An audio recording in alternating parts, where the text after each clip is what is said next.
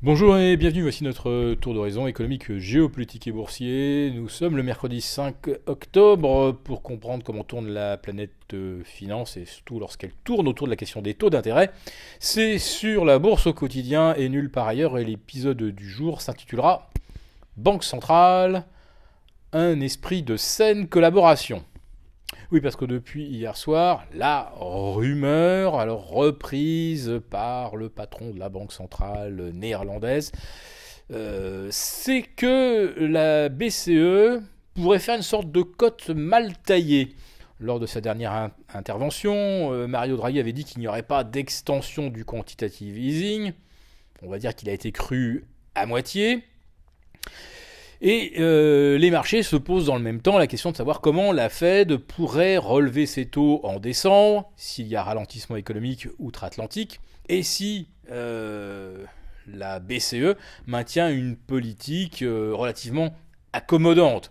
On va dire que ce grand écart de part et d'autre de l'Atlantique posait quelque part un peu problème, surtout pour la Fed d'ailleurs.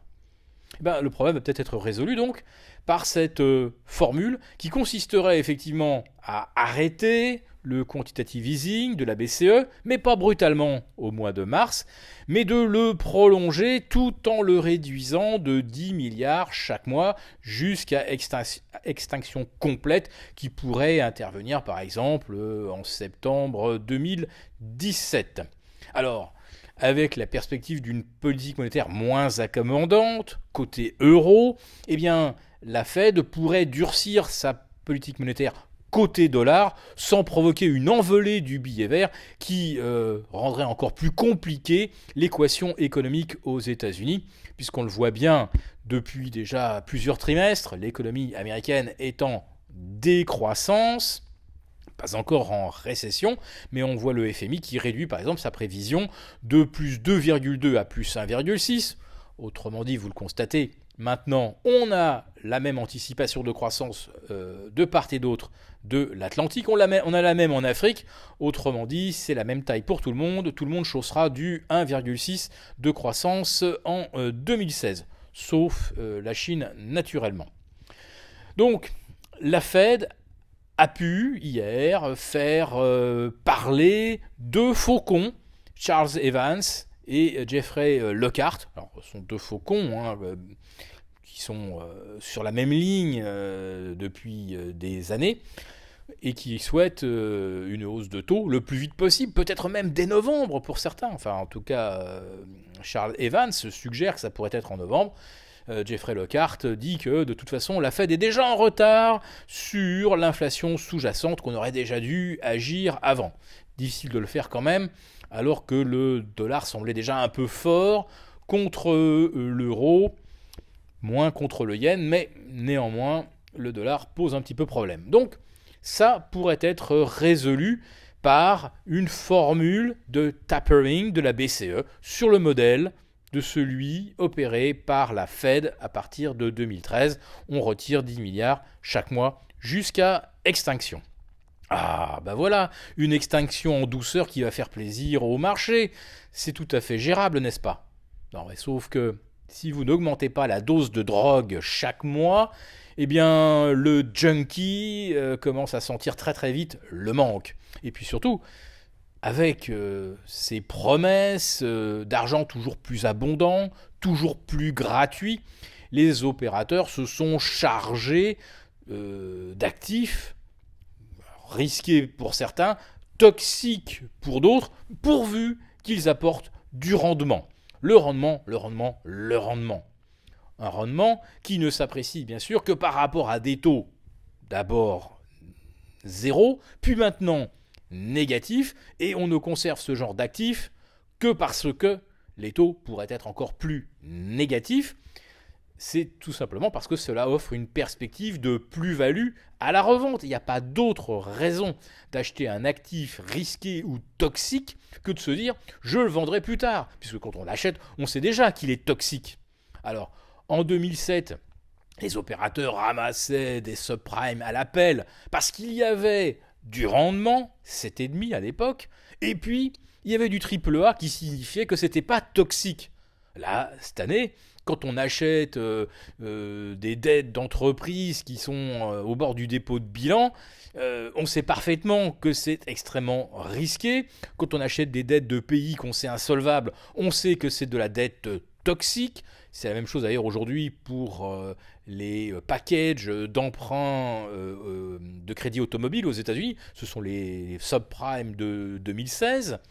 Donc, on achète tout ça. Alors, c'est vrai pour le rendement, mais tout en sachant cette fois-ci que c'est vraiment toxique. Alors, si il n'y a plus de perspective de plus-value, qu'est-ce que vous faites de ce genre d'actifs? Vous vous en débarrassez le plus vite possible en espérant peut-être faire encore une plus-value. Sauf que, vu l'étroitesse des marchés, c'est impossible de sortir massivement de tous ces actifs emprunts qui offrent du rendement. C'est un grand mot, puisque aujourd'hui on obtient du 2,50 pour du 50 ans en Espagne. Vous imaginez un petit peu d'ici 50 ans, mais bon, est-ce que l'Espagne sera encore composée de la Catalogne et de la partie castillane? On n'en sait strictement rien. Donc, il n'y a pas la place pour sortir, et le seul espoir, ça serait de réaliser encore quelques plus-values. Et le même raisonnement vaut aussi pour les actions. On les a achetées parce qu'on est contraint et forcé d'aller chercher du rendement. Mais quand on voit aujourd'hui le prix atteint par les foncières et tout ce qui aujourd'hui est considéré comme des aristocrates du dividende, eh bien là on est sur des multiples absolument vertigineux. Donc nous sommes peut-être à la croisée des chemins, même si les banques centrales ont l'air d'agir en bonne intelligence, en pleine entente et dans un esprit de saine camaraderie. Pour tous ceux qui sont chargés d'actifs dont ils n'auraient pas voulu en temps normal, eh bien là, le problème de la sortie va se poser. Alors, la perspective d'une hausse des taux, évidemment, a nui à l'or, que l'on a vu plonger hier de plus de 3%. L'argent a même chuté de moins 5%. Alors, ça fait des semaines et des semaines que je vous parle épisodiquement d'opportunités d'achat sur l'or au cas où on casserait les 1300. Et à l'époque, je vous parlais d'un support aux alentours de 1270. Pourquoi ? Parce qu'à l'époque, c'était le support ascendant oblique moyen terme.